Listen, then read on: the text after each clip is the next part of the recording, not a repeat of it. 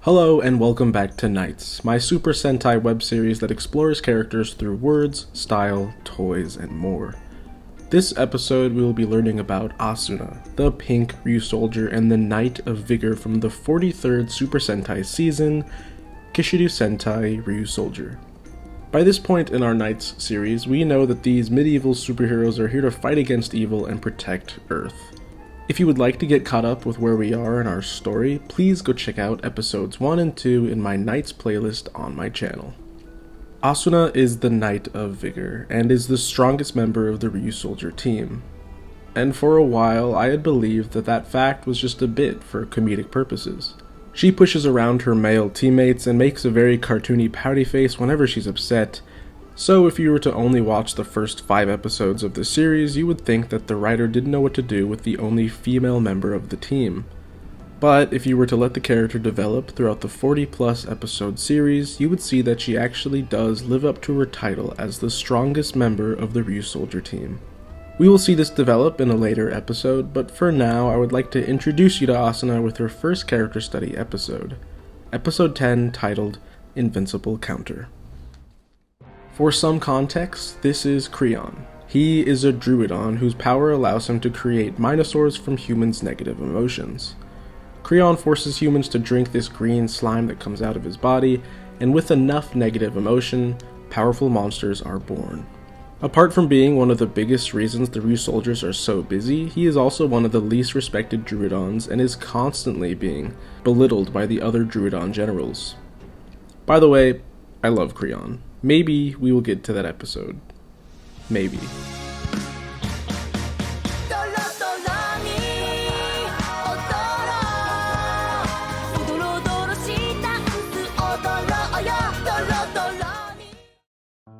Episode 10 begins with Asuna enjoying life, attempting a ring toss game to win a large prize. Melto and Co give her some pointers, and with great focus, Asuna tosses the ring as straight as she can. It goes flying, hits the game operator on the head, and perfectly lands on the target. In this scene, we do get a hint at how lucky she can be. On their walk home, Asuna suddenly realizes that she is missing a prize and goes back alone to retrieve it.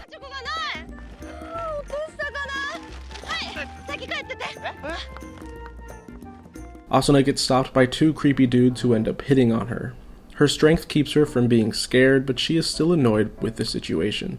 Out of nowhere, a young man with a shaved head advocates for Asuna and gets into a fight with the 2 guys.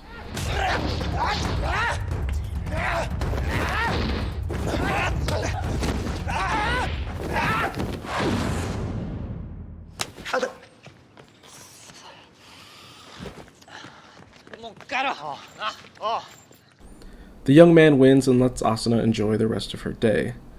She looks off, seemingly proud of the young boy. On his walk home, Creon stops him and creates a Minosaur out of his strength. After the opening song, our story cuts to our heroes fighting an incredibly strong Minosaur. I wonder whose it could be. The young boy is also watching from a distance and is almost hit with a blast. Now, this scene is important. Back at home base, Asuna attempts to give the team intel that will help with figuring out where the Minosaur is coming from. But she's told to be quiet by both Melto and Co. And honestly, it was disappointing to see those 2 characters write her off so easily.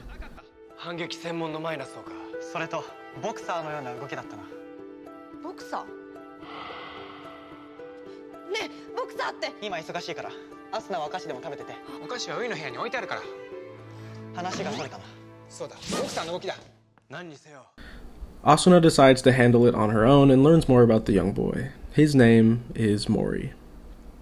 She ends up learning that Mori is riddled with guilt, and his temper caused a fight where his friend ended up getting hurt. He even goes as far as saying that he is willing to die if it means no one else will get hurt.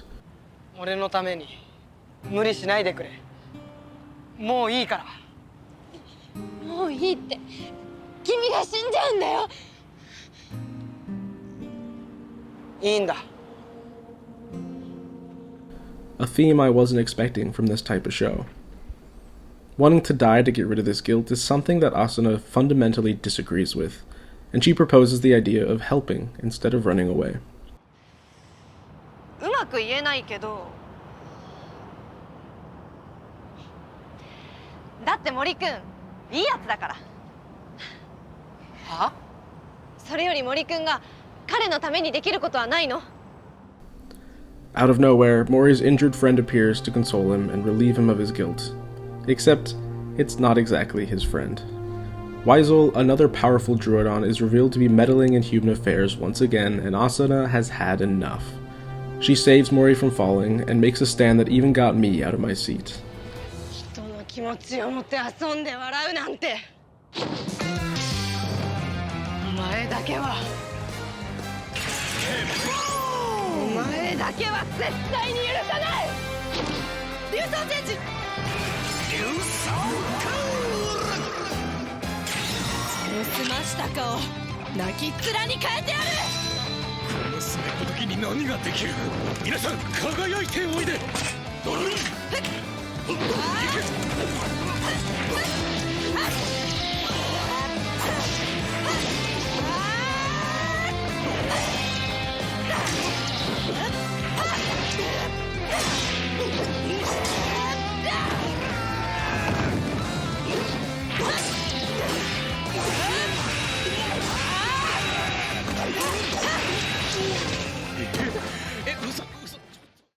Asuna and Mori say their goodbyes, and hope is the only feeling that can really describe this conclusion. So I'll leave you with this. Asuna is a character that always does her best, enjoys life to the fullest, and loves to eat. And when she meets a character that fiercely opposes those ideals, all she can do is care for them deeply. And I think that is what makes her a hero to me.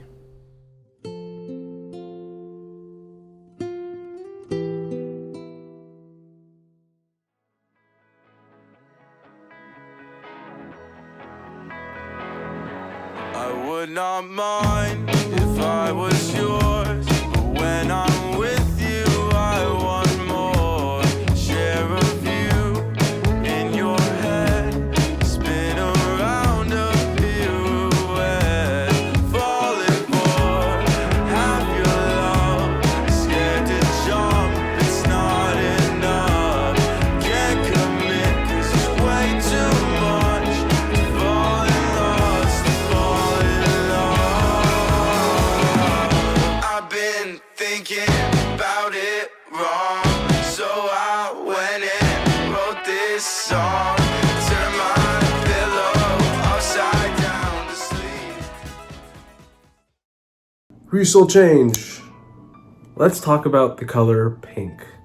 I'll start by saying that I think Asuna's costume is the best out of all of the Ryusoulgers that we've seen so far. There is just something cool about it, and cute and fun and young, and that means that this episode's fit was really difficult for me, for a lot of reasons. I'll start by saying that the color pink is not something that I own a lot of, and that's not because I don't like it or anything, it's just that I haven't really explored that ever. And up until now, I've never gotten any looks. I've worn that blue cardigan, really normal civilian looking outfit. I wore that red sweater.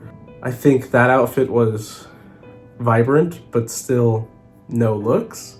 I walked into one cafe and could tell that so many people were looking at me wearing pink, wearing this, wearing my bigger jacket, and especially wearing the changer on my wrist. But I don't think it was the toy. I've worn the toy, people don't really care. I've had one person ask about it and ask what I'm doing, and I tell them. The color pink on a man got a lot of attention. That was really interesting to me. So I'll start by going into the outfit itself. I didn't actually create a list of adjectives for this character. Asuna to me is someone that's fun, kind, thoughtful, and strong. And to me, those words were enough. Create an outfit that makes me feel that way. And it meant putting myself out there a little bit, which was really cool. My favorite piece of the outfit that I've put together are these super wide-legged jeans. I think they are amazing with the contrast stitch. I think they're beautiful. They fit me pretty well, except I would probably look better with a different shirt. So by contrast, the mesh shirt on top is not my favorite thing, and it was really hard to find something as light as what the character wears. The character doesn't actually wear that much pink. It's that long silk scarf that they wear that really does most of it. Now, something I've been doing for each of these characters is wearing a white t-shirt as the base of the outfit. I have to use a white t-shirt kind of just because that's what they all wear at the base of their outfits. And so, because I couldn't find the right piece, I thought I could make it interesting through texture. And so I did buy this mesh t-shirt on top of another white t-shirt. I thought it looked pretty cool. I will say that I think half of this outfit works by itself and the other half works on the other side, but together it was a little strange. I think the blue jeans and the mesh t-shirt do work. I think I could have had a better shoe, but I did want something brown to ground it with what Asuna wears, which she has those brown boots. So, and again, I think the jeans and brown shoes work. I don't think the brown shoes and mesh shirt work, but it's just for fun, so it doesn't really matter.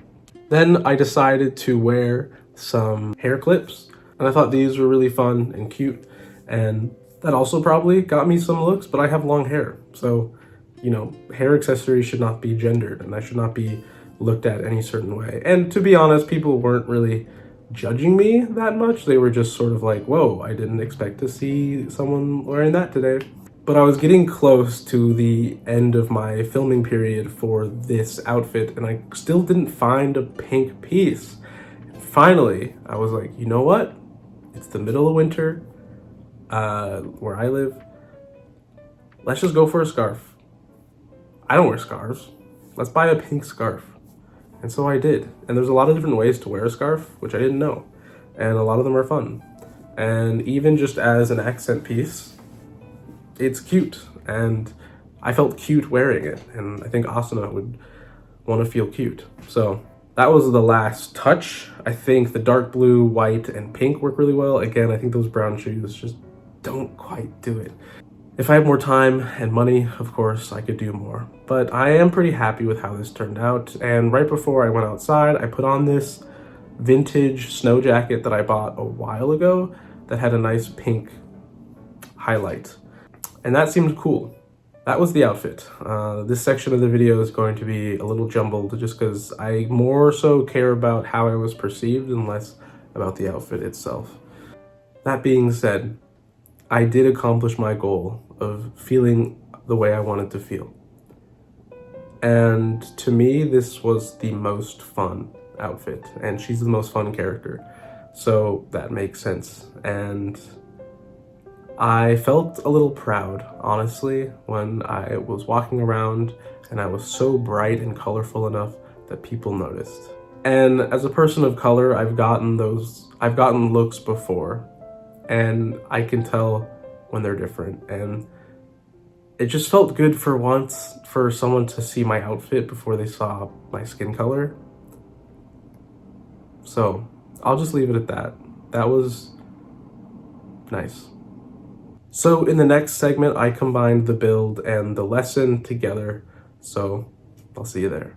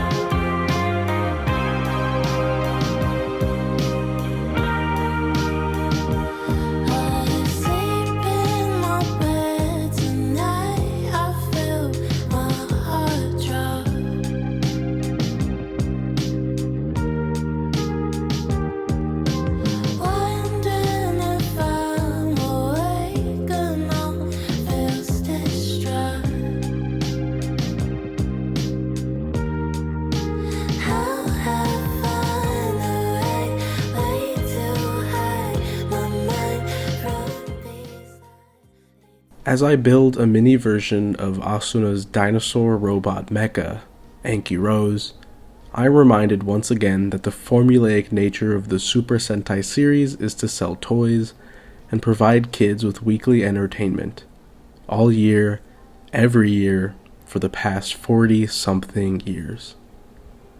But as a person who strives to keep their inner child alive, I can't help but feel happy with a little pink dinosaur in my hand. Going back to what I said earlier, Asuna as the strongest Ryusoulger is not just a gimmick, and for my research, is kinda new for the Super Sentai series as well. Given some of Japan's depiction of women, I can definitely say that I was a bit worried that this would be an off-putting episode to write about. But as I focused in on her character, I was able to see that the writers and creators of the show gave her the respect that she deserved. Without spoiling too much, because we will eventually get there in our story, Asuna finds herself in the heart of the battle at the end of our series. With no hesitation, she is also the one that believes in her own importance. Unlike Ko, who is often too focused on doing the impossible, and Melto, who usually is concerned with what is missing, Asuna is a character that can value what she does have. The lesson was easy. Appreciate what you do have. Enjoy the flavors of the food that you are eating, and feel the world beneath your feet. And yet it was almost impossible to remember to do that for myself. I am really glad that Asuna's character lined up with the month of December, because her strength isn't only physical. As December ended and Christmas and New Year's passed, I was able to take a break. I was with family, on vacation, and I could not remember the last time I felt so young. I'm 24, but what I have learned is that it does not matter how mature or adult you are, because when you are with family, and when you are with your mom, she still sees her little boy. Her son that looks hungry, her son that is still hurting, and her son that just needs a hug. I have been frustrated with this in the past, and have often snapped at my mom about this very thing, but as I write this, I just feel sorry. And I think it's because of Asuna's strength, combined with the episode we learned about today, that I feel stronger writing this very script. Instead of running away, instead of pretending these thoughts are not important to me, I can face these things head on. The might of Asuna's strength is enough to defeat cowardly tendencies, and to me that has been her most powerful effect over me. My challenge this month? Love my life, indulge in the food I'm eating, and feel my feelings unapologetically.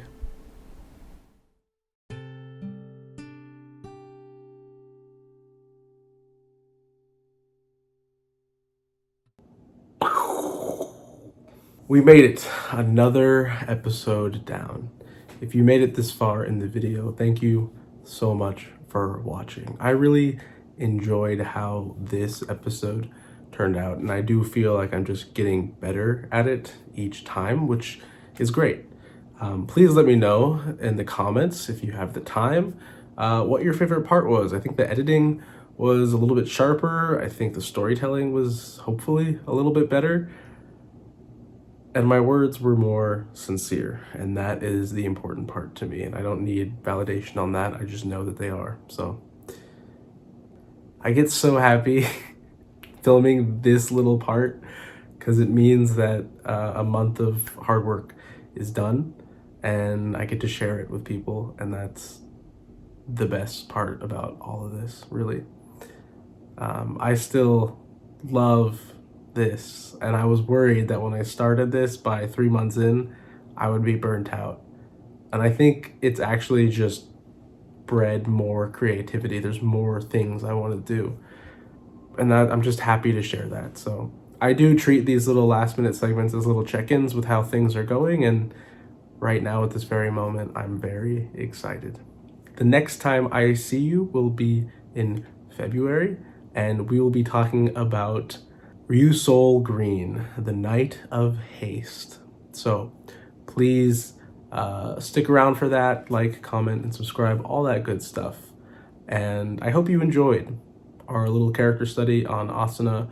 We will see her again towards the end of our story. She plays a pretty prominent role, but for now, we can appreciate her strength and all that it does for us. And with that, I'll see you in the next one. Peace. 俺たちも騎士竜を探す。だね。騎士竜さえいれば巨大化したマイナスをも目じゃない。